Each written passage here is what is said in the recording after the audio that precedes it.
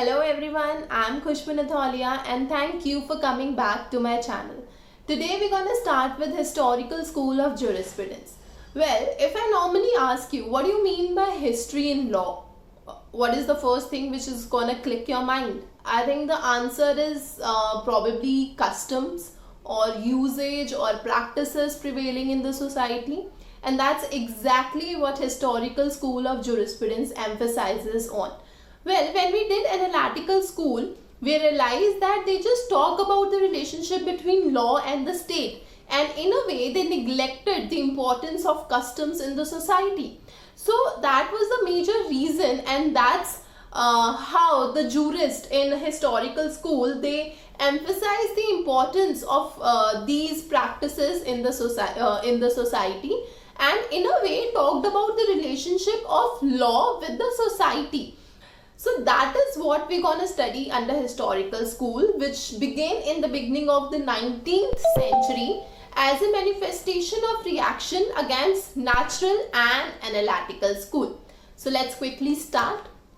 Well, historical school, the first thing which I want to bring to your notice is, let's start with the example, okay? All the personal laws, especially your matrimonial laws, if you see, you have conditions to marriage, you have ceremonies to marriage, although it is codified in a form of an act, whether you have your Hindu marriage act or the act related to Christian marriage, but still you will find that there are certain customs which are still prevailing, which has been given importance to by these particular act. Why? Because initially when this society was there, right, the laws were not codified. It was gradually by the evolution, by as the time passed, that these laws came into picture. पहले हमारे जो भी rituals या जो भी govern किया जाता था, it was according to the customs prevailing in the society, and by the practices which later took the shape of usage, and finally it became a custom. So whatever happened, it happened accordingly, right? But when the law came into picture, it laid emphasis on codification of law. And while the laws were codified, the codification of the law took into consideration the existing custom. Why? Because these customs, they were being followed by all the people from time immemorial, and they had recognition and acceptance attached to it. So this acceptance and recognition need to be attached with the law which were made. So in order to gain that, they need to take into consideration these customs so that the people, they can attach to it, and they can accept these laws and follow them. So that is the main idea behind historical school. They say that the law develops with the society. The society is not static, it is ever changing, and that is the reason the law has to be ever changing. It cannot be static. For instance, initially when the laws were not codified, there were n number of customs prevailing in the society. The widows were not allowed to remarriage.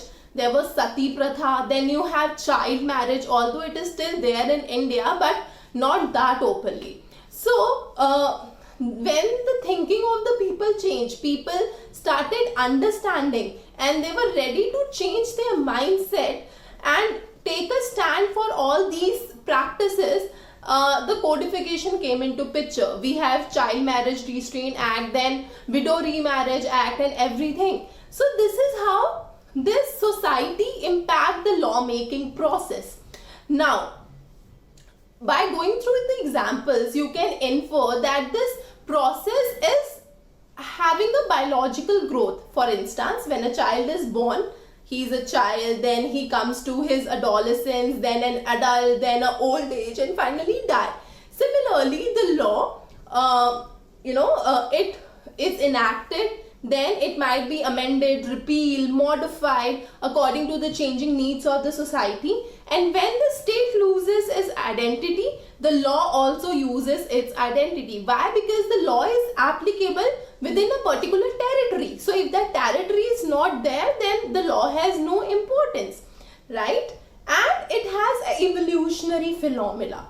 Wherever there is a society, there is law. Why? Because the society has a relationship with it, and the law need to keep in consideration the needs of the society, the needs which are changing, ever changing, and the law need to understand this changing need and need to adapt itself accordingly, so that the people, that is the society, is able to have nexus with the existing law, and there can be justice in the society. So that is the reason that they emphasize on the fact that the law is found and not made.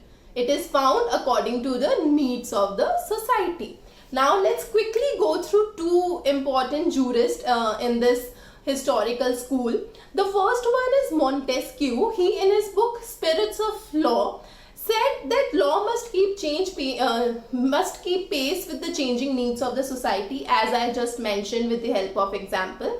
And it also laid emphasis on law as a creation of climate and local situation. What do you mean by local situation? I mean that he emphasized that the law, you cannot have a universal law which is applicable to everyone. Why? Because we have different states, we have different countries.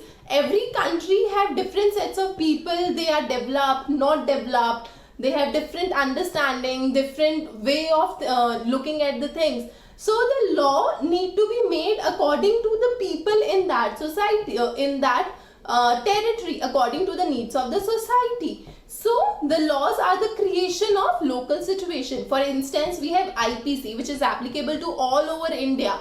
But then there are certain legislation which are local legislation which are applicable to particular states only. Why? Because they help in the administration. So that is how law and local situations are affecting each other.